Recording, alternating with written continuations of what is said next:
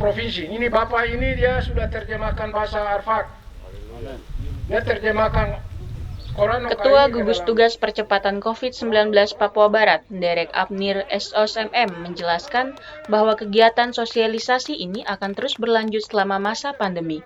Gugus Tugas melalui Badan Penanggulangan Bencana Daerah Provinsi Papua Barat telah menyiapkan program sekolah komunitas Corona. Pada kesempatan ini, Ketua Satgas juga menanggapi penyebaran pesan berantai tentang identitas pasien positif yang meresahkan masyarakat. Derek Abnir menjelaskan bahwa berdasarkan Undang-Undang Kesehatan, identitas pasien harus dirahasiakan. Sehingga ia menghimbau media maupun masyarakat untuk bersama-sama menjaga rahasia pasien, sehingga tidak berdampak buruk dan memberikan efek negatif lainnya. Selanjutnya, Ketua Gugus Tugas menekankan bahwa Kampung Jentui sehat. Masyarakat Jentui boleh melakukan aktivitas seperti biasa.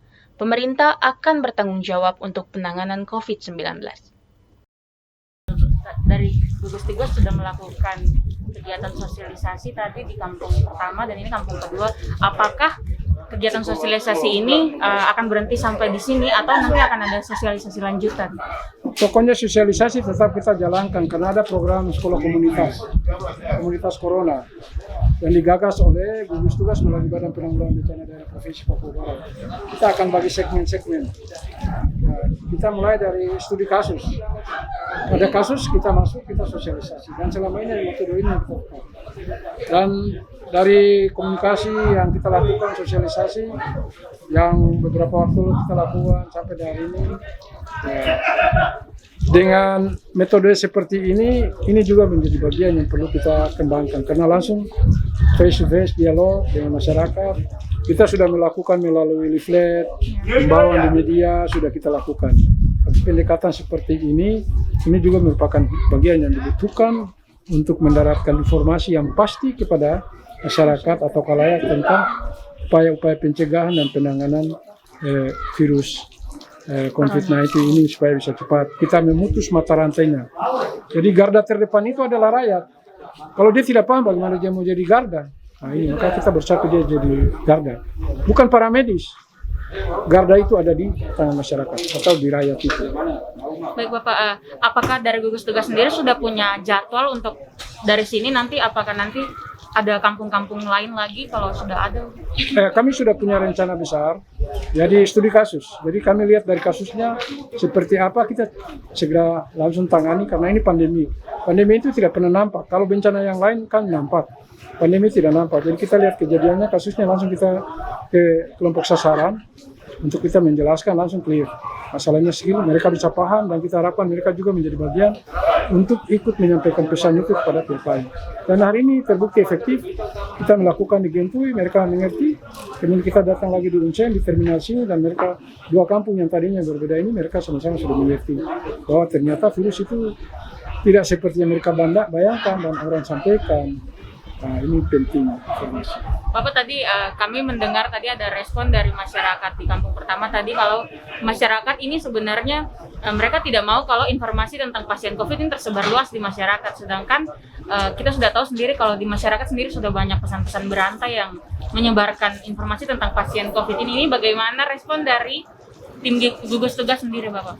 Ya, jadi pada informasi yang pernah beredar untuk 16 orang yang lalu, saya pernah katakan bahwa Undang-Undang Kesehatan itu sudah menyatakan apa yang harus dirahasiakan antara dokter dan pasien. Itu perintah undang-undang sudah jelas. Dan sampai dengan saat ini belum ada revisinya. Dan saya sudah katakan bahwa tidak boleh siapapun dia mengungkapkan siapa sih pasien itu. Dan ini kita sudah kunci. Bukan saya yang kunci, tapi undang-undang sudah memerintahkan. Tapi ini karena era industri 4.0, jadi semua informasi media itu terbuka. Jadi bisa kita lengah di sini, orang lain mengungkapkan. Ini yang tidak boleh. Dan hari ini saya himbau untuk semua supaya ini terakhir.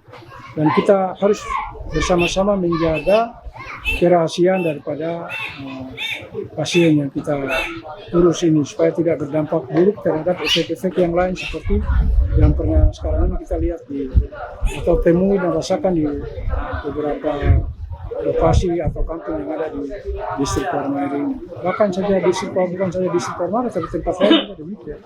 Ini karena soal informasi yang keliru saja dan tidak kompeten, yang memberikan informasi dan substansi yang tidak kompeten. Ya, kita sudah berikan jaringan informasi melalui kontak person, melalui semua hal yang tidak jelas bagi masyarakat, silakan berhubungan dengan kami. Bapak, tadi saya menangkap tadi ada pernyataan Bapak bahwa tadi bilang kalau Kampung Jentu ini sehat. Bapak bisa kembali lagi mungkin kasih pernyataan? Ya, saya mau menyatakan bahwa Kampung Umcen di sini sehat. Jadi dua kampung ini sama-sama sehat, masyarakatnya sama-sama sehat. Sehingga mereka bebas untuk melakukan apa saja aktivitas mereka. Urusan corona ada di tangan pemerintah melalui basis-basis primary health.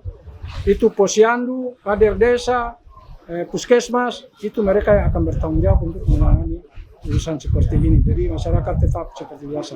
Dua kampung ini sehat. Sementara itu, Owira Indo dari Dinas Kesehatan Provinsi Papua Barat juga menjelaskan cara penanganan COVID-19 kepada masyarakat Kampung Jentui dengan menggunakan bahasa Hatam, diikuti dengan penjelasan dalam bahasa Indonesia oleh Dr. Arnold Tiniap selaku juru bicara COVID-19 Provinsi Papua Barat tentang tata cara pencegahan dan penularan virus COVID-19 atau virus corona secara protokol kesehatan yang benar kepada masyarakat.